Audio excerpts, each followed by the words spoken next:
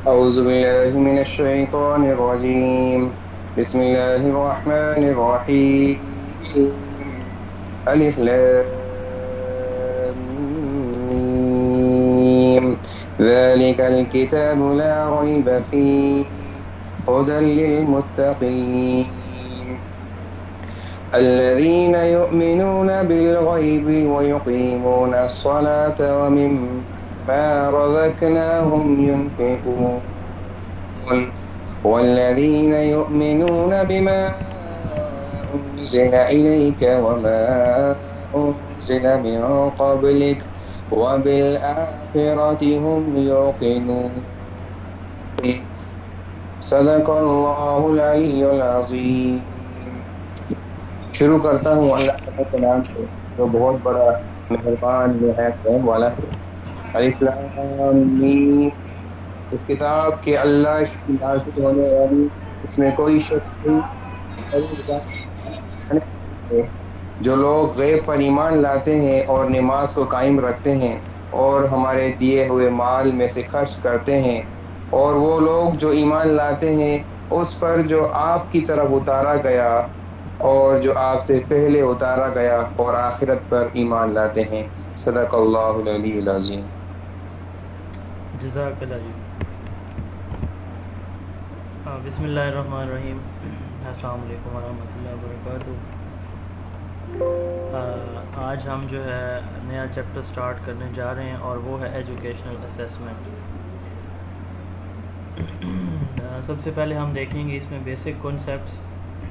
Basic concepts educational assessment में क्या क्या हैं, कौन से इनको टेस्टिंग एलिमेंट्स भी हम कहते हैं। ये जो टेस्टिंग एलिमेंट्स हैं इनका correct sequence test, measurement, assessment and evaluation है। पहले एक एग्जांपल ले लेते हैं, फिर इंडक्टिव वे से इसको आगे लेके इंशाल्लाह चलेंगे। आसान है ये चैप्टर, बल्कि सबसे आसान चैप्टर, सबसे इंटरेस्टिंग चैप्टर है आपका असेसमेंट इन एजुकेशन। आपने एक चैप्टर पढ़ाया अपने स्टूडेंट्स को और आप ये चाहते हैं कि आप मेजर करें, पता चले आपको कि आपके बच्चों की क्या प्रोग्रेस है या जो मेथड्स आप यूज़ कर रहे हैं वो इफ़ेक्टिव है कि नहीं है। करिकुलम के ऑब्जेक्टिव्स जो आपके पढ़ाने के मकासद थे, क्या वो आप हासिल कर चुके हैं कि नहीं। ये मुख्तलिफ़ वजूहात होती हैं जिनकी बुनियाद पर आप बच्चे की असेसमेंट करते हैं। अब देखें, आपने उस चैप्टर के पढ़ाने के बाद आप ये जानना चाहते हैं कि बच्चे को क्या ये चैप्टर मेमोराइज़ हो गया है, उसको समझ आ गई है, वगैरह वगैरह। तो आप क्या करते हैं, सबसे पहले सवालात बनाते हैं। क्या करते हैं जी, सवालात बनाते हैं। वो सवाल आपका सब्जेक्टिव हो सकता है, ऑब्जेक्टिव हो सकता है। ऑब्जेक्टिव है तो एमसीक्यू हो सकता है, fill in the blanks, true false, column matching, drag and drop, कोई भी आपका क्वेश्चन का फॉर्मेट हो सकता है। सब्जेक्टिव है तो शॉर्ट आपका एक्सटेंडेड रिस्पॉन्स हो सकता है, रिस्ट्रिक्टेड रिस्पॉन्स, यानी जिसमें आप बच्चे से कहते हैं कि अपनी मर्ज़ी से जितना लिखना चाहे लिखे, और आप उसको रिस्ट्रिक्शन लगा देते हैं कि आपने ये चीज़ें बतानी है। तो ये सब्जेक्टिव की दो टाइप्स होती हैं। अब देखें, आपने टेस्ट बना लिया, फॉर लेट्स सपोज आपने एमसीक्यूज़ बना लिया 50 नंबर का। अब क्या करते हैं, आप बच्चों को दे देते हैं। अब इसको हम टेस्ट बोलते हैं। ये जो आपने सवालात बना लिए, तो इन सवालात के मजमूए को हम क्या बोलते हैं, टेस्ट बोलते हैं। अब आप ये बच्चों को दे देंगे, आपके बच्चे इस टेस्ट को अटैम्प्ट करते हैं। अटैम्प्ट करने के बाद आपके पास उनकी आंसर शीट्स आ जाती हैं। आप उसकी स्कोरिंग कर लेते हैं, नंबर लगा देते हैं। इस नंबर लगाने को मेजरमेंट कहते हैं। पहले आपने टेस्ट बनाया, फिर आपने मेजरमेंट कर ली, नंबर लगा लिए। अब नंबर जब लग जाते हैं तो फिर आप ये देखते हैं कि कितने बच्चे पास हुए, कितने फेल हुए। ठीक है, आपका मेथड जो है वो कहाँ पे आपको मेथड को चेंज करने की ज़रूरत है, कौन से बच्चों के एरियाज़ स्ट्रॉन्ग हैं, कौन से एरियाज़ जो है वो आपके बच्चों के वीक रहे हैं। ठीक है, तो अब ये असेसमेंट होती है। मेजरमेंट का जो डाटा आता है, आपके पास मार्क्स की लिस्ट आती है, उससे आप एक एनालिसिस लेते हैं। ठीक है, कि जो या पेपर की शीट आपके पास पड़ी होती है, तो आप देखते हैं कि इन सवालात के जवाब अक्सर बच्चों ने गलत दिए हैं। अब आप असेसमेंट कर रहे हैं, इंटरप्रटेशन कर रहे हैं उस मेजरमेंट डाटा की, उस बच्चों के नंबरों की। ठीक है, तो अब आप जो है वो ये देख रहे हैं कि जी कहाँ से आपको चीज़ें ठीक करनी हैं, कहाँ से आपने जो है वो बेहतर परफॉर्म किए। तो असेसमेंट इसको कहते हैं, इंटरप्रटेशन। ठीक है, आप यानी जो बच्चे की परफॉर्मेंस है उसको एनालाइज कर रहे हैं, ये असेसमेंट है मेजरमेंट के बाद। उसके बाद होती है एवेलुएशन, ये सबसे ऊपर है टॉप पे। अब एवेलुएशन ओवरऑल एक प्रोसेस की मेजरमेंट होती है। अब जैसे मैंने कहा कि आप देखना चाहते हैं बच्चे की परफॉर्मेंस को सिर्फ, ठीक है, तो वो ये आप असेसमेंट कर रहे हैं। और अगर आप देखना चाहते हैं कि आपके ऑब्जेक्टिव अचीव हुए, आपकी टीचिंग इफ़ेक्टिव रही, आपके बच्चे को चीज़ याद हो गई, आपके बच्चे के बिहेवियर के अंदर तब्दीली आ गई, ये सारी चीज़ें आप देखना चाहते हैं, तो इसको हम कहते हैं एवेलुएशन। एवेलुएशन में यही सारे प्रोसेस होते हैं।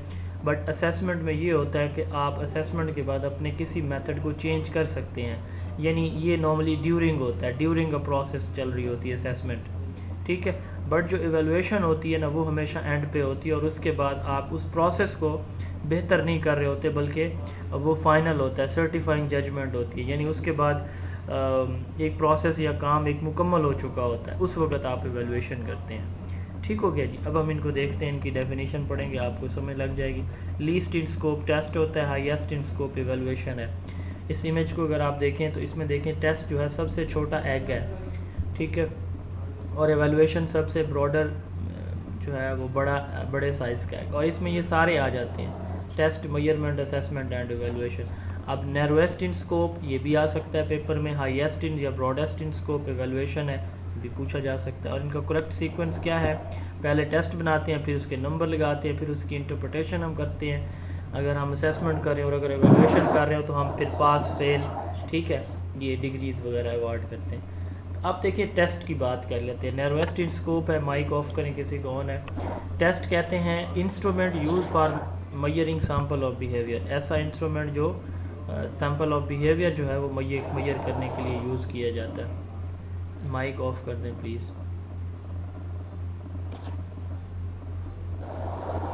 चलिए मुझे देखने दें 1 मिनट। इन्होंने ईद का गोश्त ज़्यादा खा लिया और इनको समझ नहीं आ रही मेरी बात।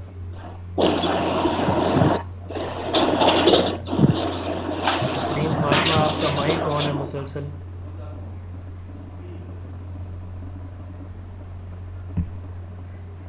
ये लास्ट वार्निंग है, अब किसी का माइक ऑन हुआ तो मैं रिमूव कर दूँगा। अच्छा, टेस्ट की हम बात करें। देखें, instrument use for measuring sample of behaviour, हमने बच्चे की परफॉर्मेंस देखनी थी तो हमने एक टूल या इंस्ट्रूमेंट, ठीक है, इसके लिए 3 वर्ड यूज़ होते हैं, डिवाइस, टूल या इंस्ट्रूमेंट। डिवाइस, टूल या इंस्ट्रूमेंट। यूँ भी आ सकता है कि test is a tool, test is a instrument, test is a device, ठीक है। टेस्ट एक इंस्ट्रूमेंट है, एक डिवाइस है या एक टूल है जो कि यूज़ किया जाता है किसके लिए, किसी बच्चे के बिहेवियर को मेजर करने के लिए, ठीक है। दूसरा है formal and systematic procedure of getting information, बच्चे की परफॉर्मेंस से, अब जैसे मैंने आपसे कहा आप चैप्टर पढ़ा दिया आपने, आप जानना चाहते हैं बच्चे की परफॉर्मेंस, तो उसके लिए फिर आप क्या करते हैं, एक टेस्ट बनाते हैं, ठीक है। तो टेस्ट एक फॉर्मल या सिस्टमेटिक प्रोसीजर है जिससे आप बच्चे की परफॉर्मेंस की इंफॉर्मेशन लेते हो। तीसरी डेफिनेशन, इससे आप बहुत अच्छी तरह से वाकिफ़ हैं। तस्लीम फातिमा क्या मसला है आपके साथ, मैंने आपको पहले वार्न किया है, मैं रिमूव कर रहा हूँ आपको।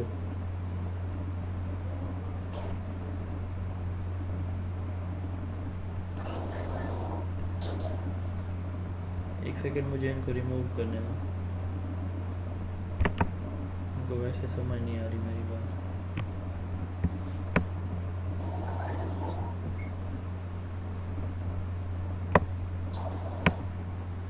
देखें, इनकी वजह से क्लास डिस्टर्ब हो रही है मुसलसल, और उन्हें परवाह ही नहीं है, माइक ऑन करके बच्चों के साथ या फैमिली के साथ बिजी होंगी मोहतरमा।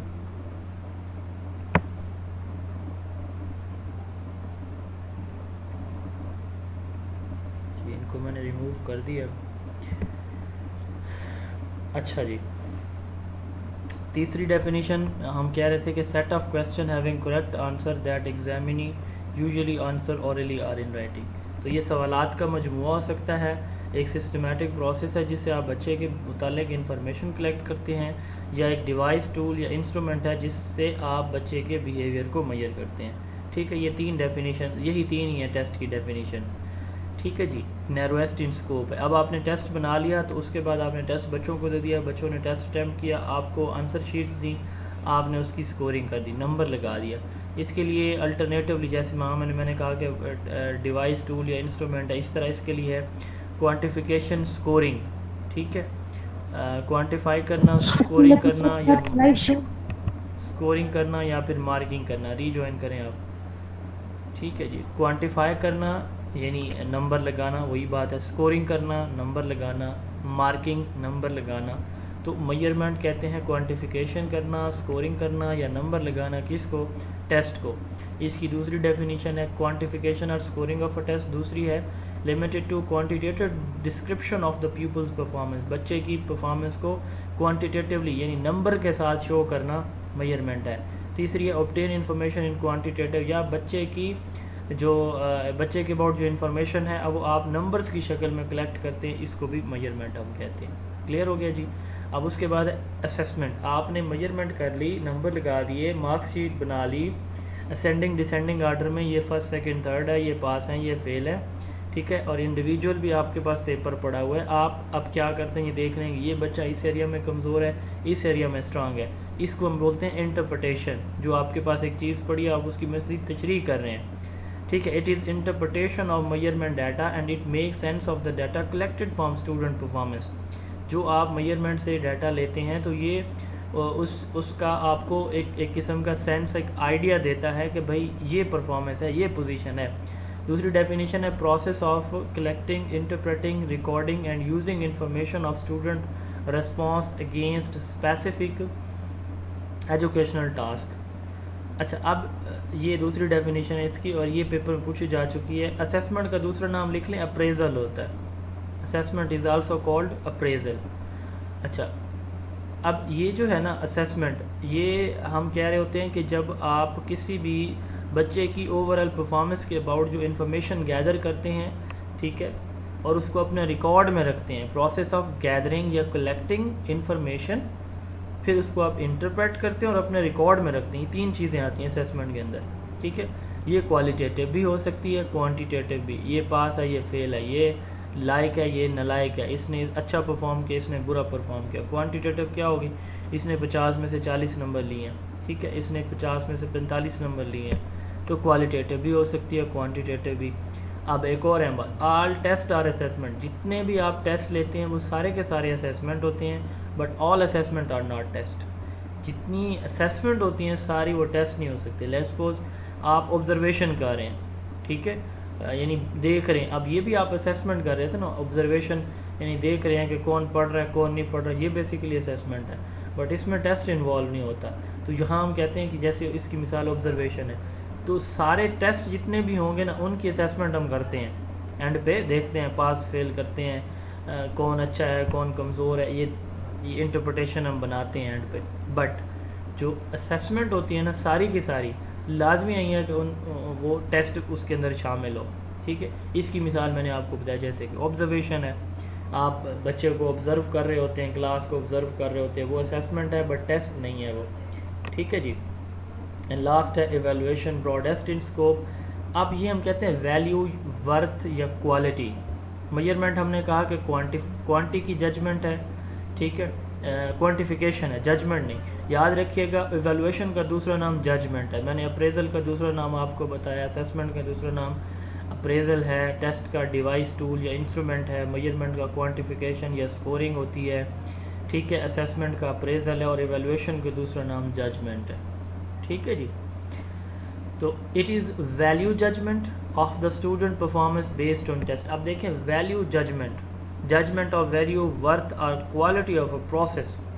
अब देखें प्रोसेस में सिर्फ बच्चे की परफॉर्मेंस नहीं आती, उसमें टीचर की टीचिंग आएगी, क्लास का इन्वायरमेंट आएगा, करिकुलम आएगा, उसमें बच्चे की परफॉर्मेंस आएगी, ठीक है, और एजुकेशनल एडमिनिस्ट्रेशन की प्लानिंग आएगी। सारी चीज़ें देखी जाएंगी कि ये सारे इतनी मेहनत करने के बाद क्या रिज़ल्ट हमें मिले। और याद रखिएगा एवेलुएशन के बाद जिस चीज़ को आप एवेलुएट कर चुके होते हैं उसको आप उसी चीज़ को की गई एवेलुएशन को आप ठीक नहीं कर सकते, बट असेसमेंट में आप ऐसा करते हैं। लेट्स सपोज आप साल के बाद इम्तिहान लेते हैं, सेमेस्टर के बाद आपका एग्ज़ाम होता है, तो वो तो गुजर चुका, वो तो गया, बट क्लासरूम में टीचर असेसमेंट का ये भी इवेलुएशन है जो साल के बाद हो रही है, ठीक है, या जो है सेमेस्टर के बाद हो रही है। बट क्लास में टीचर एक असेसमेंट ले रहा है, चैप्टर के एंड पे ले रहा है, रोज़ाना की बुनियाद। अब उसमें वो देख रहा है कि कहाँ पे कमज़ोरी हैं, उनको वो साथ साथ ठीक करने की कोशिश कर रहा होता है। ठीक है, इसलिए हम कहते हैं कि असेसमेंट में आप करेक्टिव असेसमेंट के बाद करेक्टिव मैयर यूज़ कर सकते हैं, बट एवेलुएशन के बाद आप ये करेक्टिव मैयर यूज़ नहीं कर सकते, क्योंकि एवेलुएशन के बाद आप उस सिस्टम को पास या फेल करते हैं और फिर नए अगले प्रोजेक्ट में अगले तालीमी साल में आप जो है वो चेंजेस ला सकते हैं, बट जो गुजर चुका है उसमें नहीं। तो सादा अल्फाज में असेसमेंट किसी ड्यूरिंग प्रोसेस हो रही होती है और एवेलुएशन एंड पे हो रही होती है। करेक्ट सीक्वेंस इसका test, measurement, assessment and evaluation है। इन चारों को हम टेस्टिंग एलिमेंट्स भी बोलते हैं। इन चारों का दूसरा नाम क्या है? टेस्टिंग एलिमेंट्स भी है। अब ये इसकी डेफिनीशन है, टेस्ट की डेफिनीशन है, नॉर्मन ई ग्राउंडलैंड ने टेस्ट को डिफ़ाइन किया, जो अभी हम पढ़ चुके हैं। जो पहली डेफिनीशन हमने पढ़ी है कि टेस्ट क्या होता है। टेस्ट एक इंस्ट्रूमेंट है for measuring sample of behaviour. बच्चे का जो बिहेवियर है वो मेजर करने के लिए जो एक इंस्ट्रूमेंट, टूल या डिवाइस हम यूज़ करते हैं, नॉर्मन ई ग्राउंडलैंड ने कहा कि वो टेस्ट है। ठीक है, दूसरी डेफिनेशन आपने टेस्ट की पढ़ी है, set of question. Ebel and Frisbie ने कहा, ये डेफिनेशन दी है जो आपने पहले पढ़ ली है, कि सेट ऑफ क्वेश्चन जिसमें बच्चा रिटर्न फॉर्म में या ज़बानी सवालात के जवाब देता है। Third one, measurement is to obtain information in quantitative. Mehrens and Lehmann ने डिफ़ाइन किया मेजरमेंट को। चौथी डेफिनेशन असेसमेंट। असेसमेंट एक लैटिन वर्ड एसिडर से डिराइव किया गया है, जिसका मतलब है सिट बिसाइड। अब जैसे देखें ना, अप्रेजल, असेसमेंट, सिट बिसाइड, ये क्या होती हैं? ये हम कह रहे हैं कि इंटरप्रिटेशन होती हैं। यानी आप जो है एक चीज़ को ठीक मेजर करने के बाद उसको ठीक करने के लिए कोशिश कर रहे थे। सिट बिसाइड यानी आप उसके लिए तगदो कर रहे होते हैं कि कैसे आपने उसको ठीक करना है। It is interpretation of measurement data. It make sense of the data collected from student performance. मुरे प्रिंट ने ये डिफाइन किया। एल.आर. गे ने कहा कि gain information about student learning is assessment. ठीक है, and last definition, evaluation is information gathering and providing useful information for judging decision alternative। Ebel and Frisbie. ठीक है जी। इट असेस, ये देखिए मैंने पहले बताया आपको कि एवेलुएशन असेस करती है टीचर को, इंस्ट्रक्शंस को, स्टूडेंट को, हर एक चीज़ को। ठीक है जी। अब की वर्ड हम देख लेंगे। अगर डेफिनेशन आ जाती है तो टेस्ट में टूल, इंस्ट्रूमेंट या ये जो डिवाइस है, ये वर्ड लाजमी आएगा। ठीक है, और टेस्ट के अंदर मेजरमेंट में लफ्ज़ क्वांटिफिकेशन, स्कोरिंग या रूब्रिक्स आएगा, मार्किंग आएगा सॉरी। असेसमेंट में collection and interpretation of the data आएगा। ठीक है जी। और एवेलुएशन में वर्ड जजमेंट आएगा, जजमेंट और क्वालिटी। ठीक है, ये इसकी अगर फ़र्ज़ करें आपको समझ नहीं आ रही डेफिनेशन कहीं से भी, तो आप जो है उसको देख सकते हैं कि ये वर्ड क्वालिटी है या जजमेंट है, वर्थ है, ये अल्फाज है तो ये एवेलुएशन है। टेस्ट एक लैटिन वर्ड है, टेस्टम, इससे लिया गया, जिसका मतलब लिड ऑफ द वेसल, बोतल का ढक्कन।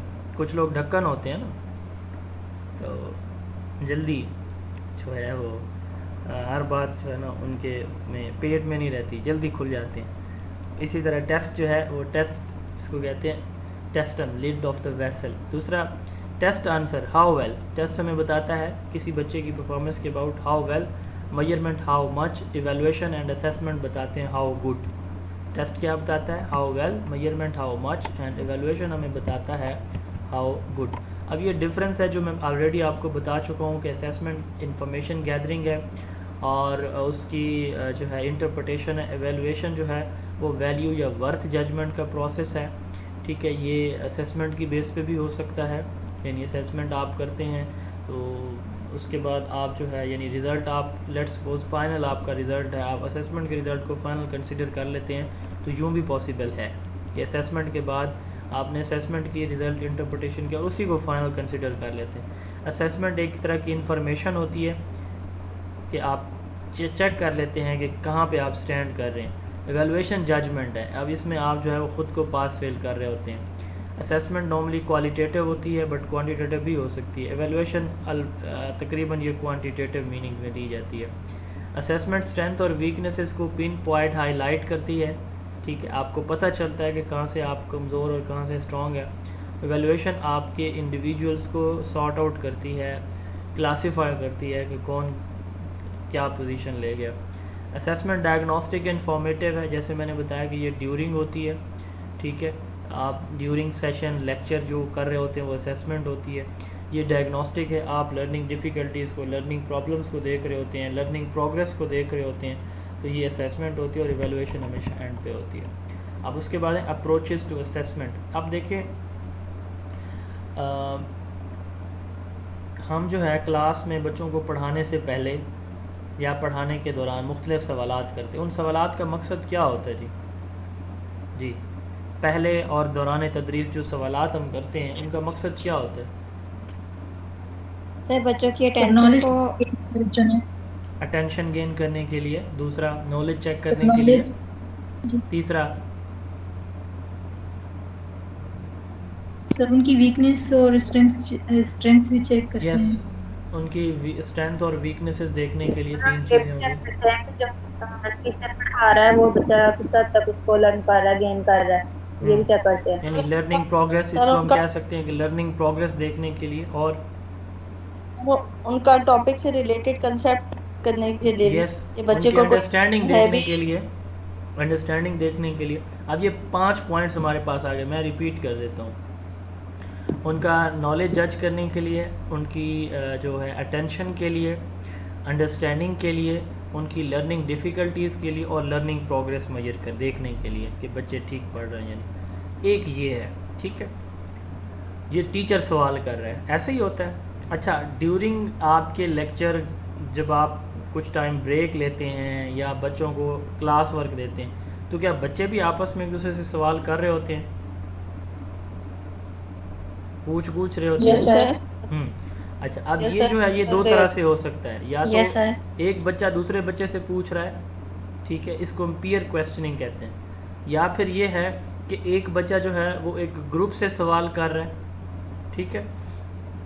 अच्छा, तीसरी शक्ल एक और भी हो सकती है इसकी, कि आपने सवाल किया था कल एक बच्चे से, उसने कल सवाल का जवाब ठीक दिया, आज गलत दिए, तो आप भी स्टूडेंट रहे, मैं भी, तो हमें फील होता है कि कल तो मैंने ठीक जवाब दिया था, आज गलत दिए, तो बच्चा अपने आप से भी सवाल कर रहा होता है सम टाइम, ऐसा होता है। जी सर। अच्छा, ये भी, अब ये 2 पॉइंट आ गए, एक टीचर सवाल कर रहा है पहले या दौरान में, अब दूसरा पॉइंट मैंने बताया है कि बच्चा खुद से खुद सवाल कर रहा है या फिर अपने दोस्तों से सवाल जवाब कर रहा है। ये 2 चीज़ें हो गई। अब एक तीसरी चीज़ होती है, अब तीसरी चीज़ ये होती है कि टीचर ने पढ़ा लिया, पढ़ाने के बाद एंड पे टेस्ट लेता है, ठीक है, या कोई सवाल जवाब करता है, कोई क्विज़ देता है, तो एंड ऑफ द सेशन वो करता है, and of the lecture, and of the year. अब ये किस लिए होती है? जो आखिर पे असेसमेंट की जाती है, बिल्कुल एंड पे, वो क्यों करते हैं, कब कब करते हैं? जी, वो पहले वाली तो आपने बता दी। जी, क्विकली प्लीज़। सर एंड में इसलिए की जाती है कि टीचर अपने आप को जज करता है कि जो उसने पढ़ाया स्टूडेंट्स को कितना लर्न हुआ, यस, स्टूडेंट्स की इस एग्जैक्टली, टॉपिक से एक्सीलेंट जी। चीज़ है। जजमेंट के लिए sir improve teaching. To improve teaching, ये आएगा उसमें असेसमेंट में आएगा, ये जो ड्यूरिंग करता है ना, ये उसके अंदर आएगा। और यस सर। और अच्छा, इसमें आप 2 पॉइंट याद रखें, एक तो टीचर जो है ओवरऑल प्रोसेस की जजमेंट करता है, और दूसरा लर्निंग अचीवमेंट देखता है। अब ड्यूरिंग प्रोसेस वो अचीवमेंट नहीं देख रहा होता ना, एक काम चल रहा है तो उस दौरान तो वो नहीं देख सकता कि किसने कितना अचीव किया है, वो एंड पे देखी जाती है, ठीक है। अब देखें, मैंने आपको बताया पहला पॉइंट था कि टीचर बच्चों से पहले या दौरान लेक्चर सवाल करता है, उसको हम कहते हैं असेसमेंट फॉर लर्निंग। बच्चे को लर्निंग के लिए तैयार करने के लिए, उसके प्रीवियस नॉलेज को जज करने के लिए, ठीक है, या दौरान तदरीस उसकी लर्निंग प्रोग्रेस को देखने के लिए, बिफ़ोर या ड्यूरिंग लेक्चर जितनी तरह के सवाल जवाब या असेसमेंट एक टीचर करता है, इसको हम बोलते हैं assessment for learning. All assessment that are done before or during lesson to improve teaching and learning, ठीक है। इसकी एग्जांपल है फॉर्मेटिव डायग्नोस्टिक, ये क्या होती हैं आज ही हम इंशाल्लाह इनको डिस्कस कर लेंगे। अच्छा, इधर आप इसको रीड कर लें। Enables teacher to use information about student knowledge, understanding and skill to inform their teaching. Teacher provide feedback to student about their learning and how to improve. अब ये देखें, वही बातें 4 जो आपने पहले बताई हैं कि बिफोर टीचिंग टीचर क्या करता है, सवाल चेक करता है बच्चे के प्रीवियस नॉलेज को न्यू नॉलेज के साथ लिंक करने के लिए, ठीक है। अच्छा, उसका प्रीवियस नॉलेज जज करने के लिए, उसको रेडी करने के लिए। ये तीन काम होते हैं प्री असेसमेंट के, यानी स्टार्ट करने से पहले जो टेस्ट या सवाल जवाब टीचर करता है बच्चे का प्रीवियस नॉलेज जज करने के लिए, बच्चे को न्यू नॉलेज के साथ लिंक करने के लिए उसके प्रीवियस नॉलेज को, और तीसरी चीज़ बच्चे के अंदर रेडीनेस डेवलप करने के लिए। ठीक हो गया। अब ड्यूरिंग लेक्चर स्टार्ट हो जाता है। अच्छा, एक और चीज़ भी है, टीचर बच्चे की लर्निंग डिफ़िकल्टीज़ भी देखता है कि इस बच्चे को कोई प्रॉब्लम तो नहीं है मेरी क्लास में, किसी को रीडिंग का प्रॉब्लम, किसी को देखने का, मतलब किसी को देखने का प्रॉब्लम, पीछे बैठा उसको आगे बिठा देगा, किसी को पढ़ने का प्रॉब्लम है तो वो जो है किसी ऐसे बच्चे के साथ उसको बिठाएगा जिसकी जो रीडिंग स्किल है वो प्रोफिशेंट है, एटसेट्रा। अच्छा, तो ये भी टीचर बिफोर इंस्ट्रक्शन करता है। अब ड्यूरिंग इंस्ट्रक्शन टीचर क्या करता है, सवाल जवाब करता है। क्यों करता है जी? बच्चे की लर्निंग को मेजर करने के लिए, कि लर्निंग प्रोग्रेस को मेजर करने के लिए कि वो सही तरह से उसकी लर्निंग हो रही है, और उसकी लर्निंग पे उसको फीडबैक देने के लिए। ये ड्यूरिंग इंस्ट्रक्शन जितने भी तरह के सवाल होते हैं उनके बेसिक 2 ऑब्जेक्टिव होते हैं, जैसे मैंने आपको बताया है पहले 4 प्री असेसमेंट के और ड्यूरिंग लेक्चर के। लर्निंग प्रोग्रेस को देख, लर्निंग प्रोग्रेस से क्या मतलब है, ये बच्चा कितना सीख रहा है, समझ पा रहा है, नहीं समझ पा रहा, ये कलेक्टिव टर्म है लर्निंग प्रोग्रेस। और उस पर फीडबैक देना, कमेंट्स देना, ठीक है, ये ड्यूरिंग होती है। तो ये वो असेसमेंट जो बच्चे की बिफोर या ड्यूरिंग असेसमेंट होती है, हम उसको बोलते हैं असेसमेंट फॉर लर्निंग। और जो एंड पे होती है उसको हम क्या बोलते हैं, उसको हम बोलते हैं असेसमेंट ऑफ लर्निंग। ठीक है, ऑफ लर्निंग। हाँ, ऑफ का मतलब क्या होता है, ऑफ का मतलब जी यही होता है ना जी कि कितना उन्होंने गेन किया, कर लिया है। ठीक है, लर्निंग के लिए, फॉर का मतलब, फॉर किसको कहते हैं, के लिए, और की, ऑफ किसको कहते हैं, की। के लिए से मुराद ये है कि लर्निंग के लिए बिफोर या ड्यूरिंग जो सवाल जवाब करेगा, और की का क्या मतलब है, का के की का, कि लर्निंग की जो असेसमेंट है वो इसलिए की जाती है कि बच्चे ने कितना कुछ गेन कर लिया। अब दूसरी मैंने दरमियान में एक बात की थी, बच्चे खुद असेस करते हैं, सेल्फ रेगुलेशन और सेल्फ असेसमेंट।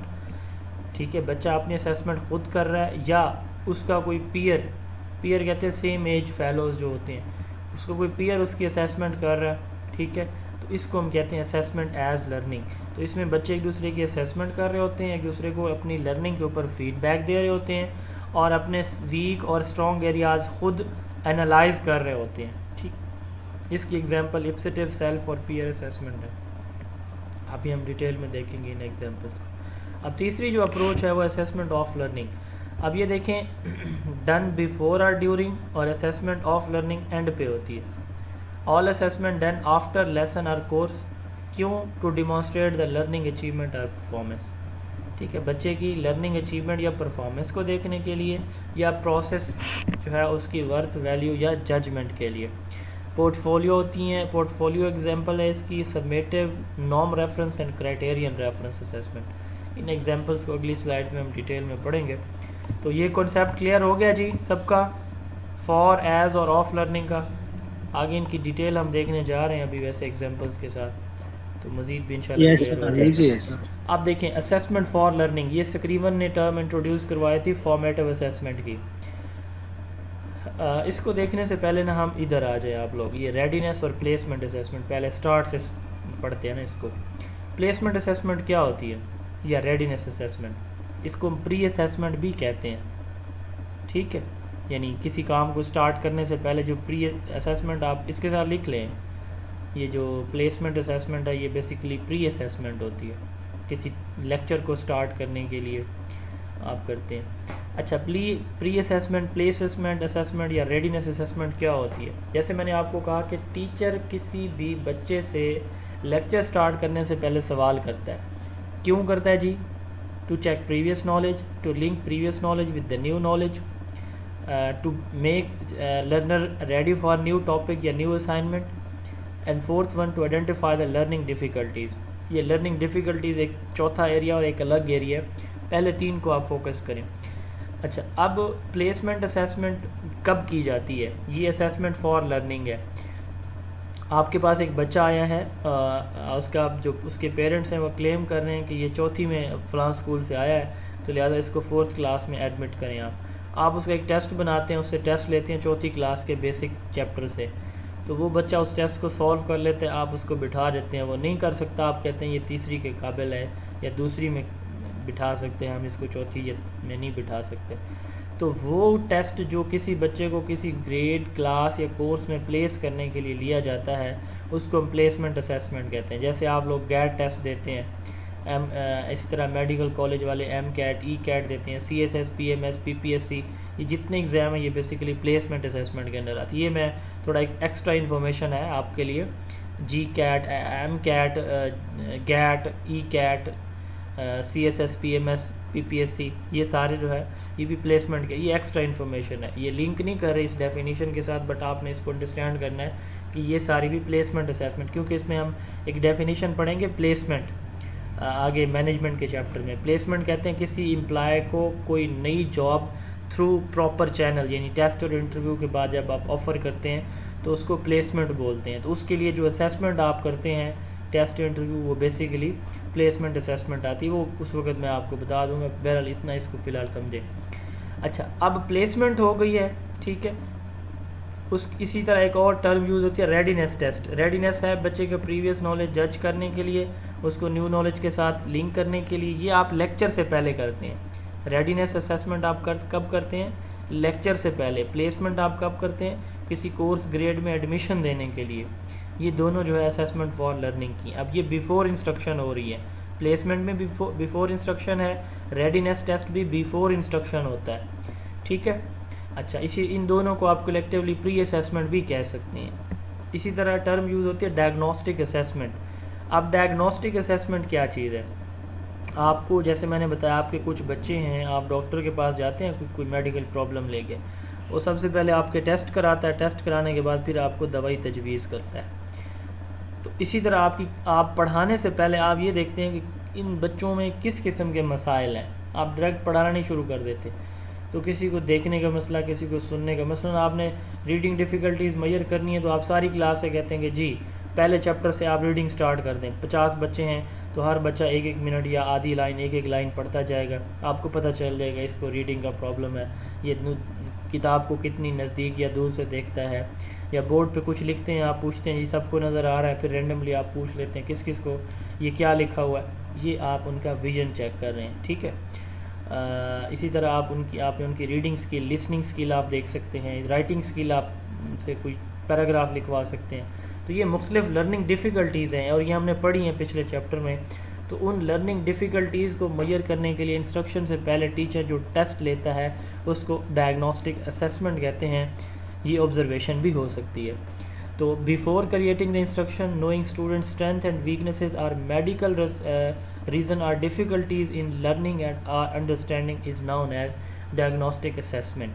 ठीक हो गया। बच्चे की स्ट्रेंथ, वीकनेसेस, मेडिकल रीज़न यानी कोई मसलन देखने सुनने में, कोई चलने में, बैठने में, विजन में, फोकस में कोई प्रॉब्लम है तो वो आप देखते हैं। इसके लिए शॉर्ट क्विजेज, इंटरव्यूज़ और ऑब्जर्वेशन वो कर सकता है। अब तीसरी है फॉर्मेटिव असेसमेंट। टीचर ने इंस्ट्रक्शन स्टार्ट कर दी, इंस्ट्रक्शन स्टार्ट हो गई है। अब ड्यूरिंग इंस्ट्रक्शन टीचर जितनी तरह के सवालात करता है, याद रखिएगा फॉर्मेटिव असेसमेंट के लिए तीन वर्ड यूज़ होते हैं, ड्यूरिंग इंस्ट्रक्शन, मॉनिटरिंग और फीडबैक, ठीक है। जैसे स्ट्रेंथ, वीकनेसेस, मेडिकल रीज़न या डिफ़िकल्टीज इन लर्निंग, ये डायग्नोस्टिक की एग्जांपल साइन होंगे। तो इसी तरह इसके कीवर्ड क्या है? ड्यूरिंग इंस्ट्रक्शन एक तो होती है, ठीक है, रेगुलरली होती है स्टार्ट से एंड तक, और जो एंड पे होगी, देखें अब मैंने लेक्चर स्टार्ट किया, अब मैं पहले वर्ड से आखिरी वर्ड तक ड्यूरिंग लेक्चर जो कुछ सवाल जवाब करता रहूँगा ना, वो फॉर्मेटिव होगी। बट पढ़ाने के बाद अगर मैं आपसे कहता हूँ आप सवाल करें और आप लोग सवाल नहीं करते, मैं कहता हूँ चलें अच्छा मैं सवाल कर लेता हूँ, तो उस वक़्त जो सवाल जवाब होंगे वो जो है वो समेटिव के अंदर आएंगे, लेकिन ड्यूरिंग वाले फॉर्मेटिव में। अजान हुई है, यहाँ पे 1-2 मिनट की ब्रेक ले लें।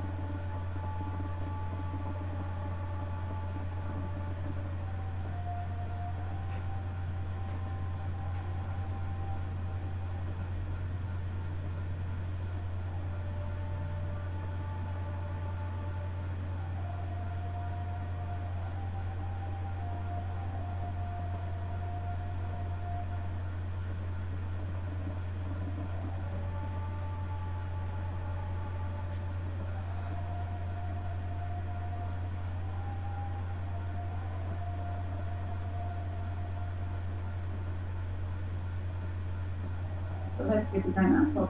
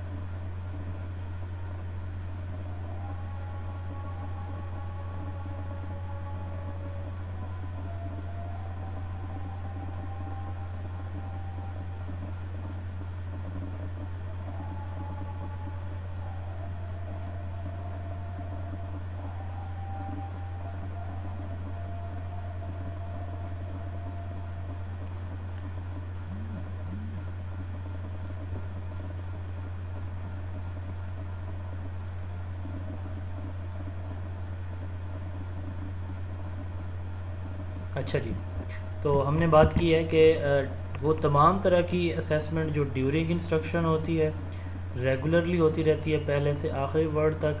क्यों होती है? To monitor the student learning progress and to provide them feedback. बच्चे की, देखिए टीचर सवाल कर रहा होता है, क्लास में मूव कर रहा होता है, बच्चों की क्लास वर्क चेक कर रहा होता है, पढ़ाने के दौरान सवाल कर रहा होता है। जैसे मैंने अभी आपसे अप्रोचेस के अबाउट जो है वो आपसे इंफॉर्मेशन ली है पहले, ये फॉर्मेटिव असेसमेंट होगी। ठीक हो गया जी। तो फॉर्मेटिव, डायग्नोस्टिक, प्लेसमेंट, रेडीनेस, ये असेसमेंट फॉर लर्निंग है। इन तमाम तरह की असेसमेंट का मकसद क्या होता है? To improve the instructions. बच्चे की जो लर्निंग है उसको इम्प्रूव करने के लिए टीचर किस तरह बेहतर अंदाज में अपनी इंस्ट्रक्शंस दे सकता है, टीचिंग कर सकता है। तो क्लासरूम टेस्टिंग का ऑब्जेक्टिव क्या है? इंस्ट्रक्शंस को इम्प्रूव कर। अब दूसरी कैटेगरी है वो है असेसमेंट एज लर्निंग। आसान है। अब देखें असेसमेंट एज लर्निंग क्या चीज़ है। बच्चा अपनी असेसमेंट खुद कर रहा होगा या फिर उसका कोई पीयर कर रहा होगा। ठीक है। अब देखें बच्चा अपनी असेसमेंट दो तरह से करता है, एक है जनरल असेसमेंट और एक है स्पेसिफिक। स्पेसिफिक क्या है कि लेट्स सपोज, जैसे मैंने कहा कि आपका बच्चा सवाल, कल आपने अपने बच्चे से एक सवाल किया तो उसने ठीक जवाब दिया, आज गलत दिया। जो लास्ट वीक आपने टेस्ट लिया उसमें से उसके 100 में से 90 मार्क्स थे, अब वाले टेस्ट में उसके 70 मार्क्स आ जाते हैं। तो एक बच्चा अपनी प्रीवियस और करंट परफॉर्मेंस को सामने रख के कंपेयर करता है कि मेरी पिछली परफॉर्मेंस इतनी थी, अब वाली इतनी है, ये डिफरेंस क्यों आया है, मेरी परफॉर्मेंस का पीछे क्यों चली गई है। इसको हम बोलते हैं इप्सिटिव असेसमेंट। यानी एक बच्चा अपनी प्रीवियस और करंट परफॉर्मेंस को कंपेयर कर रहा होता है, कंपैरिजन के बाद वो अपनी स्ट्रॉन्ग या वीक एरियाज़ को एनालाइज या एनालिसिस उसका कर रहा होता है। ये होती है इप्सिटिव असेसमेंट। और सेल्फ असेसमेंट क्या है? एक बच्चा जनरली अपनी देख रहा होता है कि आज इस लेक्चर टॉपिक, इस चैप्टर या इस सब्जेक्ट में उसके कौन से चैप्टर उसको आते हैं, इस लेक्चर में कौन सी एग्जांपल या कौन सा फार्मूला उसको समझ नहीं आया। तो ये सेल्फ असेसमेंट है।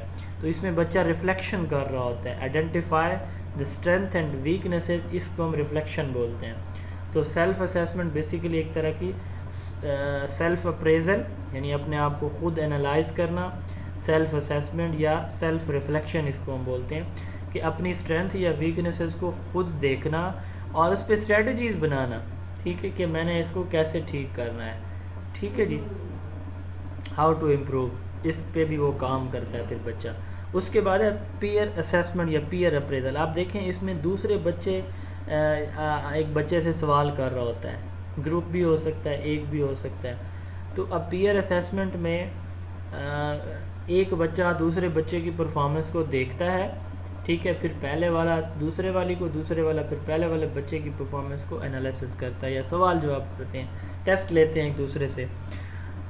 अच्छा, अब वो फिर उसके बाद फीडबैक भी देते हैं। जो पीयर असेसमेंट का दूसरा नाम पीयर अप्रेजल है, मैंने थोड़ी देर पहले भी आपको बताया, assessment is also known as appraisal.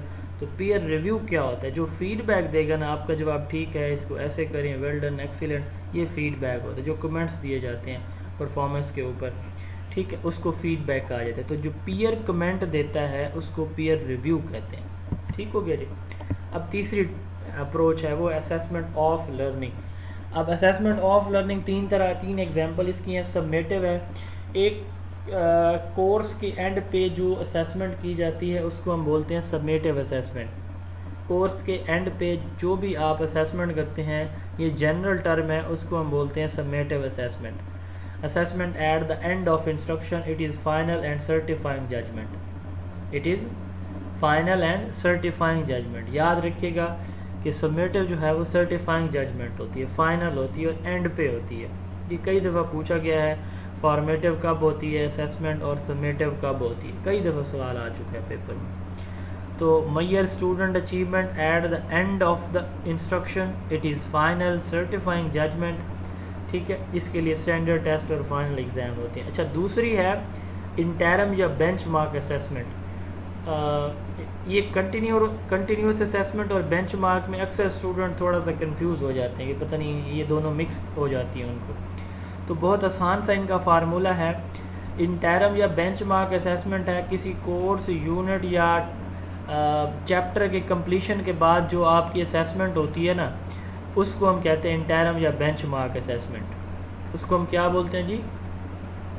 जैसे एक चैप्टर है, एक किताब के 10 चैप्टर हैं, हर चैप्टर के बाद टेस्ट लिया जा रहा है, इसको हम बोलेंगे इंटरम या बेंचमार्क असेसमेंट। ठीक है। अच्छा, चैप्टर, यूनिट, कोर्स, ये तीन चीज़ें डिफरेंट हैं। अब चैप्टर जो है, यूनिट एक यूनिट है ना, फ़र्ज़ करें सेक्शन, सॉरी, यूनिट या चैप्टर एक ही होता है। सेक्शन, यूनिट, चैप्टर और कोर्स, अब इसमें क्या डिफरेंस होता है? यूनिट या चैप्टर सब पार्ट होता है किसी सेक्शन का। फ़र्ज़ करें क्लासिफिकेशन ऑफ लिविंग थिंग्स है, तो उसमें जानदारों की क्लासिफिकेशन है। तो पहला चैप्टर आपका प्लांट्स के बारे में है, दूसरा एनिमल्स के बारे में है, तीसरा बैक्टीरिया, वायरसेस, फंजाई के बारे में है, एट्सेट्रा। आप देखें सेक्शन क्या है? लिविंग थिंग्स है फ़र्ज़ करें ऊपर, और उसके अंदर नीचे क्लासिफिकेशन की हुई है। ठीक है, तो अब ये आपका एक सेक्शन है। इसी तरह इस्लामियात के अंदर आप देखें इबादात, ठीक है, एक सेक्शन है ये। अब इबादात के अंदर जो है नमाज होगा, रोज़ा होगा, हज होगी, ज़कात होगी, अखलाकियात।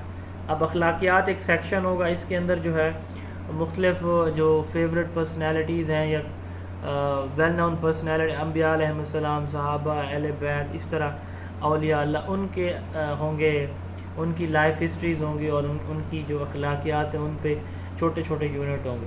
तो ये कॉन्सेप्ट एक तो समझ लें। तो चैप्टर या यूनिट की कंप्लीशन पे भी हो सकती है जो असेसमेंट, उसको भी हम इंटरम या बेंचमार्क असेसमेंट कहते हैं। इसी तरह एक सेक्शन के या एक कोर्स के बाद जो असेसमेंट होती है उसको भी हम जो है वो इंटरम या बेंचमार्क असेसमेंट कहते हैं। इसको हम इनको यूँ भी कहते हैं कि पीरियोडिक इंटरवल पे जो ग्रेडिंग होती है, इसको हम जो है ग्रेडिंग पीरियड भी बोलते हैं। ठीक है, तो इसको ये साथ लिख लें बेशक। असेसमेंट जो एक यूनिट, चैप्टर या सेक्शन के एंड पे होती है, ये आसान अल्फाज में इसकी डेफिनेशन लिख लें, उसको हम इंटरम या बेंचमार्क असेसमेंट बोलते हैं। ठीक हो गया। अच्छा, अब ये जो आप इंटरम असेसमेंट या बेंचमार्क ले रहे होते हैं, तो इससे आपको आइडिया हो जाता है कि आपकी जो सबमेटिव असेसमेंट है वो कहाँ पे फ़ाल करेगी। यानी एक बच्चा चैप्टर में जितने मार्क्स ले रहा है, तो आप एक तखमीना लगा सकते हैं कि इसके फ़ाइनल स्कोर इस बच्चे के कितने हो सकते हैं। तो ये आपको हेल्प आउट करते हैं। ठीक है, फाइनल स्कोरिंग में भी आप इसका अंदाज़ा लगा सकते हैं। अच्छा, उसके बाद है कंटिन्यूस असेसमेंट। कंटिन्यूस, इसका लफ्ज़ बता रहा है कि ये मुसलसल हो रही है। अब मुसलसल से क्या मुराद है? एक टीचर रोज़ाना टेस्ट लेता है, जैसे मैं आपका रोज़ाना क्विज़ लेता हूँ, ठीक है, ये कंटिन्यूस असेसमेंट के अंदर आएगी।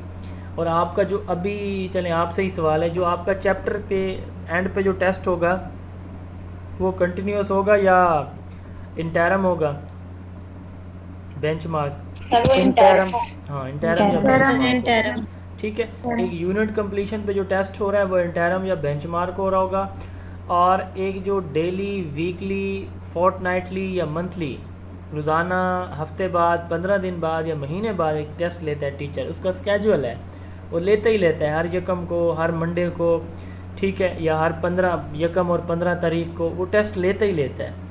तो ये होती है कंटिन्यूस असेसमेंट। अब इसमें हो सकता है कि एक जो उसका पीरियड है जैसे डेली का, उसमें हो सकता है कि यूनिट मुकम्मल हो जाए, हो सकता है सेक्शन का हो, 2 सेक्शन का हो, तो इसमें कोर्स फिक्स नहीं होगा। ये ऊपर जो इंटरम है इसमें टाइम फिक्स नहीं होता, यानी ये मुमकिन है 3 दिन बाद टेस्ट आ जाए, मुमकिन है महीने बाद आए, छोटा चैप्टर है जल्दी टाइम आ सकता है, बड़ा चैप्टर है टाइम ज़्यादा लग सकता है। तो इसमें कोर्स कंटेंट फिक्स्ड होते हैं कि इस पोर्शन से हमने टेस्ट लेना है। इंटरम बेंचमार्क में कंटिन्यूस के अंदर कोर्स कंटेंट फिक्स नहीं होता आपका, इसके अंदर टाइम फिक्स होता है, टाइम फ्रेम फिक्स होता है कि जितना पढ़ा जाएगा उस, जैसे हम ले रहे हैं रोज़ाना की बुनियाद पे, वो आपकी कंटिन्यूस असेसमेंट है, उसमें कोर्स फिक्स नहीं होता कि भाई इतना होगा, बट मैं डेली जो पढ़ाता हूँ, जितना पढ़ाता हूँ उतना ले लेता हूँ। क्लियर जी इन दोनों का डिफरेंस? जी yes sir. Assessment on the basis of functional role, placement assessment and formative assessment, ये 2 एग्जांपल हैं फंक्शनल रोल की, जितनी हमने अभी तक पढ़ी उनमें फंक्शनल क्या है, प्लेसमेंट असेसमेंट और फॉर्मेटिव असेसमेंट है। इनका फंक्शन, प्लेसमेंट में आप किसी को प्लेस करते हैं ग्रेड में, फॉर्मेटिव में आप उसकी लर्निंग प्रोग्रेस देखते हैं। Format of a test, test format की बेसिस पे असेसमेंट की 2 टाइप्स हैं, फिक्स चॉइस और कॉम्प्लेक्स परफॉर्मेंस, यानी सब्जेक्टिव एंड ऑब्जेक्टिव। अब ऑब्जेक्टिव में फिक्स चॉइस है, चॉइसेस मौजूद है, उसी में से बच्चे ने चूज़ करना है ऑप्शन। कॉम्प्लेक्स परफॉर्मेंस में सब्जेक्टिव है, ये हम देखेंगे आगे डिटेल में इसी चैप्टर में, इसको फिक्स चॉइस क्यों कहते हैं और कॉम्प्लेक्स परफॉर्मेंस क्यों कहते हैं। Assessment on the basis of result interpretation, norm reference and criterion reference. ठीक है, तो आपका बच्चा पेपर लेके घर आता है तो वो कहता है कि जी मेरे 800 मार्क्स हैं 1000 में, तो अम्मी अब्बू या बहन भाई पूछते हैं कि क्लास में आपकी कौन सी पोजीशन है, कहते हैं जी क्लास में तो शायद मेरी कोई 20वीं के करीब पोजीशन है, बट मेरे मार्क्स बहुत अच्छे हैं। कहते हैं ठीक है आपके मार्क्स बहुत अच्छे हैं, बट क्लास में आपकी परफॉर्मेंस कमज़ोर है। एक दूसरा बच्चा जाता है कि जी मेरे 950 नंबर हैं 1000 में, तो उसकी अम्मी पूछती हैं, अब्बू पूछते हैं कि बेटा क्लास में कौन सी पोजीशन है, वो कहता है जी फर्स्ट पोजीशन है। तो एक और बच्चा जी आता है जी अपने घर, वो कहता है कि जी मेरे जो है वो 1000 में 400 मार्क्स हैं। कहते हैं जी अच्छा पास हो गया हूँ जी, क्लास में कौन सी पोजीशन है, क्लास में तो मेरा आखिरी नंबर है। अब देखें ये 2 तरह की असेसमेंट है, एक है क्राइटेरियन बेस्ड और एक है नॉर्म रेफरेंस। जो बच्चे से वालिदैन पूछ रहे हैं ना कि क्लास में कौन सी पोजीशन है, वो बेसिकली कंपेयर कर रहे हैं कि क्लास में वो कहाँ पे रैंक कर रहा है। तो जब एक बच्चे की परफॉर्मेंस को पूरी क्लास के साथ कंपेयर किया जाता है, इसको हम बोलते हैं नॉर्म रेफरेंस। और जब एक बच्चे को एक सेट क्राइटेरिया कि जी 80% पे पास है तो इसने कितने परसेंट मार्क्स लिए, ठीक है जी, या इसने कौन सी डिवीज़न हासिल की, या ये पास है या फेल है, इसको हम बोलते हैं क्राइटेरियन रेफरेंस। तो ये जो है रिज़ल्ट इंटरप्रिटेशन की बेसिस पे असेसमेंट की 2 टाइप्स होती हैं। अच्छा जी, अब आपसे मेरा सवाल है कि प्रोसेस एंड प्रोडक्ट असेसमेंट कौन सी होंगी। जो पीछे हमने असेसमेंट ऑफ लर्निंग और असेसमेंट एज लर्निंग पढ़ी है और असेसमेंट फॉर लर्निंग पढ़ी है, उनमें कौन कौन सी असेसमेंट प्रोडक्ट और प्रोसेस असेसमेंट कहलाएंगी? जी सर प्रोसेस जो है वो फॉर्मेटिव होगी और प्रोडक्ट जो है वो समेटिव होगी। ऑफ और बाई के बारे में बताएं, ऑफ और बाई में, सॉरी ऑफ, फॉर और एज का बताएं मुझे, उनमें से कौन सी किस कैटेगरी में होगी पड़े? और ऑफ होगी। जी में ऑफ जो है वो प्रोडक्ट में आएगी और एज और फॉर जो है वो प्रोसेस में। ऑफ जो है वो Process प्रोडक्ट जो में है आएगी वो और as और- असेसमेंट फॉर और एज जो है वो प्रोसेस के अंदर आएगी। जब लर्निंग हो रही होती है तो उस दौरान जितनी भी तरह की असेसमेंट होती है प्रोसेस असेसमेंट कहलाती है, और जब लर्निंग के बाद लर्निंग अचीवमेंट देखने के लिए, स्कोर, फाइनल रिजल्ट देखने के लिए जो असेसमेंट की जाती है उसको हम प्रोडक्ट असेसमेंट कहते हैं। ये एक स्लाइड है मैंने ग्रुप में भेज दी है, टैनर एंड एलन ने 2004 में इटरेटिव नेचर बताई है कि क्लासरूम में जो असेसमेंट की जाती है, इटरेटिव नेचर किसको बोलते हैं? ऐसी चीज़ जो साइक्लिक फॉर्म में हो, रेपिटिशन के अंदर आती है, उसको इटरेटिव नेचर बोला, इटरेटिव कहा जाता है। तो इटरेटिव नेचर क्लासरूम के अंदर जो है वो असेसमेंट की वो किस तरह की है, इस पे हम बात करेंगे। ये स्लाइड पहली और अगली जो है वो मैंने दोनों भेज दी हैं आपको। टैनर एंड एलन ने 2004 में ये साइकिल डिस्क्राइब किया हुआ है। तो अगर इस साइकिल को आप देखें तो सबसे पहले वो कहता है ask question about student learning, बच्चे से उसकी लर्निंग के बारे में सवाल करें, ठीक है। कलेक्ट क्लासरूम असेसमेंट डाटा, अब यानी सवाल के बाद जो उसके आंसर शीट है वो आप कलेक्ट कर लें, ठीक है। एनालाइज द स्टूडेंट अंडरस्टैंडिंग, अब उससे आप जो है वो अंडरस्टैंडिंग एनालाइज करें कि किस बच्चे को ने सवाल का सही जवाब दिया, उसको समझ आई है टॉपिक की या क्वेश्चन की या नहीं आई। उसकी बेस पे फिर आप क्या करते हैं, इंस्ट्रक्शनल चॉइसेस, फिर आपने देखना है कि आपने अब टीचिंग मेथड कौन सा यूज़ करना है। आई रिपीट, आप सवाल करते हैं, उस सवालात के जवाबात बच्चों के कलेक्ट कर लेते हैं, उसके बाद आप देखते हैं, इंटरप्रिटेशन करते हैं, अंडरस्टैंडिंग लेते हैं किस बच्चे ने सवाल को या टॉपिक को समझा है, नहीं समझा, या आपको मज़ीद इसको कैसे बेहतर करना है। उसके लिए फिर आप चौथे नंबर पे अपनी instructional choices, instructional strategies design करते हैं। इसको हम बोलते हैं iterative nature of classroom assessment design by cycle design by Tanner and Allen. अब आप किस तरह की टेक्निक यूज़ कर सकते हैं कैट्स के अंदर, इसको हम कैट्स बोलते हैं, क्लासरूम असेसमेंट टेक्निक्स, ठीक है। ये जो इटरेटिव नेचर है या कैट्स है, तो कैट्स क्या है, क्लासरूम के अंदर जो होने वाले सवालात जवाबात हैं इनको हम कैट्स बोलते हैं। ये मैंने कहीं कैट्स लिखा हुआ है, क्लासरूम असेसमेंट टेक्निक्स, चले मैं एक मिनट फाइंड कर लूँ, मेरी स्लाइड मैंने आई थिंक सो ऐड की थी कहीं, चले नहीं की हुई है। क्लासरूम, इस आप लिख लें इसको, कैट्स क्या होता है, इसको एस का एब्रीविएशन लिख लें, classroom assessment techniques. Techniques used by the teacher during his teaching, उसको हम क्या बोलते हैं, technique assessment techniques used by the teacher during his instruction और teaching are known as classroom assessment techniques, ठीक है जी। तो इसको हम इसकी कौन कौन सी स्ट्रेटजीज़ हो सकती हैं, मिनट पेपर है, मडियस पॉइंट है, प्रॉब्लम रिकग्निशन टास्क है, डॉक्यूमेंटेड प्रॉब्लम है, concept mapping, application card, quick task, quick right, one sentence summary, class work, observation, individualise question, group question, think picture, ये सारी चीज़ें ऐसी हैं जो आप जानते हैं, सिर्फ टर्म शायद आपके लिए नहीं हो सकती हैं। मिनट पेपर, अच्छा, अब मिनट पेपर में आप जो है एक या दो क्वेश्चन करते हैं बच्चों से, ठीक है।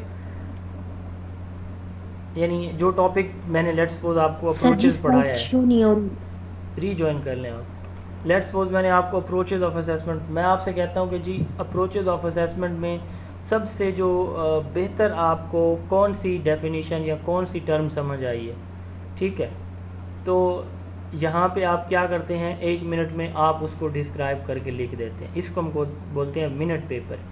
Pose 1 or 2 question in which student identify the most significant thing they have learn from a given lecture, discussion और असाइनमेंट। मिनट पेपर में क्या होगा, मैं आपको कहूँगा कि इस अप्रोचेज ऑफ असेसमेंट में, और दूसरा मैंने कहा कि टेस्टिंग एलिमेंट्स में, लेट्स सपोज मैं 2 टॉपिक दे रहा हूँ या कोई एक दे रहा हूँ, अप्रोचेज ऑफ असेसमेंट में सबसे आसान आपको कौन सी लगी है, अपने अल्फाज में उसको डिस्क्राइब कर दें 1 मिनट में। आप फ़र्ज़ करें असेसमेंट एज लर्निंग की डेफिनेशन लिखी, इसको हम बोलते हैं मिनट पेपर। दूसरा है मडियस पॉइंट, कि आज के लेक्चर में आपको कौन सी चीज़ सबसे मुश्किल लगी है, ठीक है। ये भी उसी तरह ही है, 1 मिनट पेपर की तरह ही है, लेकिन आपने 1 मिनट के अंदर वो पॉइंट लिखना होता है जो सबसे डिफ़िकल्ट आपको, या जिस पे आपको बहुत कन्फ्यूजन है, अंडरस्टैंडिंग आपकी नहीं हो सकी, वो आपने प्रॉब्लम लिखना है। इसको हम बोलते हैं मडियस्ट पॉइंट। मिनट पेपर में आपने स्ट्रॉन्ग एरिया लिखना है, मडियस्ट पॉइंट में आपने अपना वीक एरिया लिखना है। इसी तरह प्रॉब्लम रिकग्निशन टास्क, अच्छा, अब आप क्या करते हैं कि आप एक प्रॉब्लम बताते हैं, जैसे मैंने आपसे सवाल किया अभी प्रोसेस और प्रोडक्ट असेसमेंट, ये क्लासरूम असेसमेंट टेक्निक है, ठीक है। अब मैंने आपको बात वही समझानी थी बट मैंने आपसे पूछी है, तो मैंने आपको प्रॉब्लम दे दिया कि मुझे आप बताएं कि प्रोसेस और प्रोडक्ट में एज और ऑफ और फॉर लर्निंग को फिट करें इसके अंदर और मुझे बताएं कि कौन सी कैटेगरी कहाँ फॉल करेगी। ये है प्रॉब्लम रिकग्निशन टास्क, ठीक है। Ask student to identify by names which method best fits which problems. तो फॉर, ऑफ और एज लर्निंग प्रोसेस प्रोडक्ट में कहाँ फिट आता है। अब आपने उस प्रॉब्लम को प्रैक्टिकली सॉल्व नहीं करना, बस कि अपनी थिंकिंग को यूज़ करके आप आंसर करते हैं, ठीक है। देन है डॉक्यूमेंटेड प्रॉब्लम। तो डॉक्यूमेंटेड प्रॉब्लम कोई ऐसा स्टेप है, मसलन आप मैथ्स पढ़ा रहे हैं, ठीक है, तो मैथ्स पढ़ा रहे हैं या किसी मैंने आपको साइंटिफिक मेथड पढ़ाया या डिमॉन्स्ट्रेशन मेथड के स्टेप्स पढ़ाए, ठीक है जी। तो अब मैं आपको कोई एग्जांपल देता हूँ कि ये स्टेप्स टीचर फॉलो कर रहा है, तो या ये डिमॉन्स्ट्रेशन ये टीचर ने पढ़ाना है कि जी वाटर फिल्ट्रेशन कैसे करनी है, तो इसके स्टेप्स मुझे बता दें। यानी मैं आपसे क्या पूछना चाह रहा हूँ, डिमॉन्स्ट्रेशन के स्टेप्स, ठीक है। मैं आपसे लेक्चर मेथड के स्टेप्स पूछना चाह रहा हूँ, मैं आपसे साइंटिफिक मेथड डिडक्शन के स्टेप्स पूछना चाह रहा हूँ, और मैं आपको स्ट्रेट फॉरवर्ड नहीं कहता कि मुझे डिडक्शन के स्टेप्स बता दें। मैं आपको एक एग्जांपल देता हूँ कि ये एग्जांपल है, इसमें मुझे स्टेप्स बता दें कि कौन कौन से इन्वॉल्व होंगे इसके सोल्यूशन के लिए। तो ये होती है डॉक्यूमेंटेड प्रॉब्लम सोल्यूशन, ठीक है। Solution, choose 1 to 3 problems and ask student to write down all the steps they would take in solving them with an explanation of each step. तो आप स्टेप्स बताएंगे, लिखेंगे और उनका साथ में 1 लाइन में सोल्यूशन भी बताएंगे। कॉन्सेप्ट मैपिंग ये आप डिटेल में पढ़ चुके हैं कि बच्चे के जहन में कॉन्सेप्ट क्या उसका डेवलप हो चुका है, तो इससे रिलेटेड आप सवाल जवाब करते हैं। एप्लीकेशन कार्ड, एप्लीकेशन किसको कहते हैं, एक चीज़ को दूसरी जगह पे अप्लाई करना, जो नॉलेज गेन किया उसको प्रैक्टिकली यूज़ करना। अब आप जो है बच्चे से कहते हैं कि जो एग्जाम्पल, यानी इसमें आप यूँ करते हैं कि जो एग्जाम्पल आपने दी है ना, ठीक है, फॉर्मेटिव असेसमेंट या समेटिव असेसमेंट की, बच्चे से आप कहते हैं, स्टूडेंट से आप कहते हैं इस तरह की मिसाल और मुझे दें, तो बच्चा कार्ड के ऊपर formative assessment, assessment as learning की एक मिसाल लिख देता है। क्विक टॉक, इसमें बच्चे ने 30 सेकंड के अंदर जो कुछ उसने लर्न किया उसको क्विकली बताना होता है, ठीक है। क्विक राइट, ये पेयर एक्टिविटी है, यानी एक बच्चा दूसरे को बताएगा, दूसरा पहले को। क्विक राइट भी इसी तरह ही है कि 30 सेकंड के अंदर वो की पॉइंट्स लिखेगा क्विकली किसी टॉपिक के अबाउट। 1 सेंटेंस समरी, सारी एक समरी एक लफ्ज़ में बता दें। अच्छा, जैसे आप उससे अगर मैं कहूँ कि जी असेसमेंट फॉर और ऑफ लर्निंग को 1 सेंटेंस में बताएं, तो आप यूँ कह सकते हैं assessment that is done before और during instruction is assessment for learning, assessment that is done after instruction is assessment of learning. ये 1 sentence summary. Class work, class के अंदर जो असाइनमेंट आप देते हैं, टीचर ऑब्जर्वेशन कर रहा होता है, इंडिविजुअल क्वेश्चन कर रहा होता है, ग्रुप क्वेश्चन कर रहा होता है, थिंक पेयर शेयर है, 2 बच्चों से एक सवाल, जो 2 बच्चों की ग्रुप पेयर बना के उनसे कह रहा हो कि एक दूसरे से सवाल जवाब करें। तो ये कुछ क्लासरूम असेसमेंट टेक्निक्स हैं। इनमें इंपॉर्टेंट ये एप्लीकेशन कार्ड है, मिनट पेपर और मडियस्ट पॉइंट है। बाकी ये आप पढ़ चुके हैं, quick talk and quick write जी। अच्छा जी, ये पोर्टफोलियो असेसमेंट हम कल पढ़ेंगे। एप्लीकेशन कार्ड दोबारा बता दें जी। एप्लीकेशन कार्ड, एप्लीकेशन ये है कि जो आपने लेट्स सपोज को एग्जांपल दी है ना, तो आप बच्चे से कहते हैं कि जी इससे रिलेटेड कोई और एग्जांपल 1 या 2 या 3 आपको लिख के दे वो बच्चा, ठीक है। या कोई ऐसा टास्क आपने दिया बच्चे को, कोई आपने एक प्रोसेस समझाया, ठीक है, उससे मिलता जुलता, स्ट्रेट फॉरवर्ड उन्हीं अल्फाज में नहीं, बल्कि किसी और एग्जांपल या इनडायरेक्टली आप उसको उसी से मुताल्लिक कोई प्रॉब्लम देते हैं कि आप इसको सॉल्व करके दें, तो वो बच्चा उस पर उसका सलूशन लिखता है, यानी प्रॉब्लम का सलूशन लिखेगा कि आपने कैसे। मसलन जैसे मैंने आपको कैट्स अभी पढ़ाया है कि मैं आपसे यही सवाल कर लूँ, एप्लीकेशन एक कार्ड दे दूँ कि इसके ऊपर आपने मुझे इसका सलूशन बताना है, कि क्लासरूम में एक बच्चा जो है उसकी जो प्रीवियस लर्निंग है उसको आप मेजर करने के लिए, या learning difficulty, let's suppose learning difficulties आपने मेजर करनी है, तो वो कौन कौन सी होंगी और आप कैसे करेंगे। मैंने आपको डायग्नोस्टिक में पढ़ा दिया, तो अब इसमें आप कार्ड के ऊपर लिखेंगे कि डायग्नोस्टिक असेसमेंट होती क्या है, ठीक है। इसमें आप रीडिंग मेजरमेंट कर सकते हैं। अब रीडिंग की डिफ़िकल्टीज़ मेजर करने के लिए आप बच्चों को क्या कराएंगे, 1 लाइन 2 लाइन में ये लिख देंगे। राइटिंग के लिए, देखने के लिए, सिटिंग के लिए, फोकस के लिए, जो जो उनके प्रॉब्लम्स हैं, तो वो आप एक कार्ड के ऊपर मेंशन कर रहे होते हैं। क्लियर जी? सर डॉक्यूमेंटेड प्रॉब्लम बता दें काइंडली। डॉक्यूमेंटेड प्रॉब्लम में मैंने कहा कि आप बच्चे को किसी प्रोसेस के स्टेप्स लिखवाते हैं, ठीक है, या आप वर्बली वो बता रहा होता है स्टेप्स जैसे मैंने कहा कि जी फ़र्ज़ करें हमने साइंटिफिक मेथड के स्टेप्स पढ़े थे, प्रॉब्लम सॉल्विंग मेथड के, तो आप जो है वो बच्चे को कोई प्रॉब्लम देते हैं तो आप उसे कहते हैं कि जी इसके स्टेप्स आप मुझे बता दें, इसको किन स्टेप्स से हम सॉल्व करेंगे। जैसे डिमॉन्स्ट्रेशन मेथड के स्टेप्स आपने पढ़े हैं, लेक्चर मेथड के पढ़े हैं, प्रोजेक्ट मेथड के पढ़े हैं, तो आप इसमें स्टेप्स पूछते हैं उसके डॉक्यूमेंटेड प्रॉब्लम। अच्छा जी, ये पोर्टफोलियो हम कल पढ़ेंगे इंशाल्लाह। Formal assessment and informal assessment, verbal and non verbal assessment. Formal assessment क्या है? एक टीचर क्लास के अंदर अनाउंस करता है कि जी आपका मंडे को टेस्ट होगा, चैप्टर नंबर 1 से होगा, MCQs बेस्ड होगा, टाइम आपको 30 मिनट दिया जाएगा, 50 नंबर का पेपर होगा, ठीक है, और इसमें जो पास फेल होगा उसको जो है वो फाइनल उसका एडमिशन भेजा जाएगा, बाकियों का नहीं भेजा जाएगा। फ़र्ज़ करें 9th क्लास का टीचर एक टेस्ट ले रहा है। अब ये है फॉर्मल असेसमेंट, जिसमें अनाउंसमेंट हो गई, टाइम डिसाइड हो गया, फॉर्मेट डिसाइड हो गया, ठीक है। तो इसको हम कहते हैं फॉर्मल असेसमेंट। और एक असेसमेंट क्या है कि टीचर क्लास में आता है, सवाल जवाब शुरू कर देते हैं। अनफॉर्मल, हैपहैज़र्ड, सडन, अचानक से जो असेसमेंट होती है, कोई प्लानिंग के बगैर होती है, स्पॉन्टेनियस होती है, जिसके प्री डिटर्मिन्ड ऑब्जेक्टिव्स नहीं होते, बच्चों को नहीं पता होता, टीचर को नहीं पता उसने क्या पूछना है, इसको हम इनफॉर्मल बोलते हैं।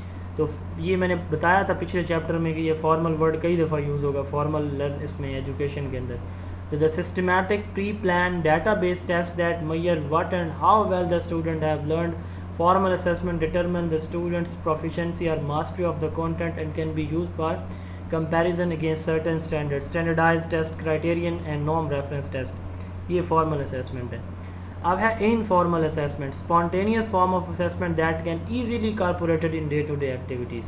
इन क्लास में रोज़ाना टीचर जो है इनफॉर्मली असेसमेंट, कभी वो ऑब्जर्वेशन कर रहा है, कभी वो सब ज़बानी सवाल कर रहा होता है, कभी वो लिखवा रहा होता है, तो ये इनफॉर्मल। सर बस करते हैं, 9:30 होगा, नमाज भी पढ़नी है, घर के भी और बहुत सारे वर्क होते हैं। Checklist, observation, portfolio, rating scale and anecdotal record, ये इसकी एग्जांपल हो सकती हैं। उसके बाद है verbal and non verbal assessment. मेरे भी घर के काम है, मैंने भी खाना खाना है, मेरे भी बीवी बच्चे हैं, मैंने भी नमाज़ पढ़नी है, टाइम एक डिसाइड हमारा है, अब टॉपिक कंप्लीट होगा तो ही आपकी और मेरी अरे 1 घंटा हो गया, तो आप लीव कर लें, आप बाद में सुन लीजिएगा। सर आपने पोर्टफोलियो वाला स्किप किया है ना? हाँ, पोर्टफोलियो आप कल पढ़ाएंगे? जी कल पढ़ेंगे। Verbal and non verbal assessment, ये लास्ट स्लाइड है वैसे हमारी जी। तो किसी के लिए रिस्ट्रिक्शन नहीं है, वो अगर लीव करना चाहे तो कर ले बेशक, बाद में आप इस पोर्शन को सुन लिया करें। वर्बल असेसमेंट, आप देखें वर्बल असेसमेंट ऐसी असेसमेंट होगी जिसमें थ्रू लैंग्वेज आप किसी का टेस्ट ले रहे होंगे, यानी रिटन फॉर्म में आप सवाल जवाब कर रहे होंगे लैंग्वेज की शक्ल में, ठीक है। What is mean by assessment, what is education, ठीक है। ये MCQs बेस्ड हो सकता है, ये सब्जेक्टिव हो सकता है, शॉर्ट क्वेश्चन आंसर हो सकता है, या ज़बानी भी सवाल हो सकता है, इंटरव्यू हो सकता है, यस हो सकता है। तो वर्बल में आप ज़बानी सवाल कर सकते हैं या तहरीरी शक्ल में, इसमें लैंग्वेज इन्वॉल्व होगी, इसी ज़बान को यूज़ करके आप सवाल जवाब करते हैं। नॉन वर्बल क्या होगी? इसमें आप picture, visuals, images, lines, dots, ठीक है, ब्लॉक्स, इन चीज़ों को, साइन को, सिंबल्स वगैरह को यूज़ करके आप जो असेसमेंट करते हैं उसको हम नॉन वर्बल असेसमेंट कहते हैं। ये आर्मी वगैरह में एरोज़ होती हैं, एरोज़ को आपस में मिलाना होता है, तो आप सब ने जो है वो कोई एक एग्जांपल ग्रुप में शेयर करनी है, वर्बल की और नॉन वर्बल की, ठीक है। आप गूगल से भी हेल्प ले सकते हैं। सर कोड वर्ड भी हो सकते हैं? हाँ, कोड वर्ड भी हो सकते हैं, ठीक है। तो इसमें आप बेसिकली एक लैंग्वेज यूज़ नहीं कर रहे होते, ठीक है। फ़र्ज़ करें जैसे हम बोलते हैं odd one, find the odd one, ठीक है। आप नीचे बॉक्स देते हैं, 3 बॉक्स जो है वो मुस्ततील नुमा होते हैं और एक मुरब्बा शक्ल का, या सर्कल या रेक्टेंगल शेप हो, उससे ट्रायंगल शेप हो, मुसल्लस नुमा होता है। तो आपको पता चल जाता है कि ये तीनों जो है वो मुस्ततील नुमा है, ये मुसल्लस या मुरब्बा शक्ल का है। तो ये जो इस तरह की असेसमेंट होती है इसको हम नॉन वर्बल असेसमेंट बोलते हैं। इंशाअल्लाह ताला बाकी फिर कल पढ़ेंगे, ज़िंदगी रही तो अल्लाह ताला खैर करें इंशाअल्लाह। जी कोई सवाल आज के टॉपिक के हवाले से हैं तो आप लोग पूछें। हमारा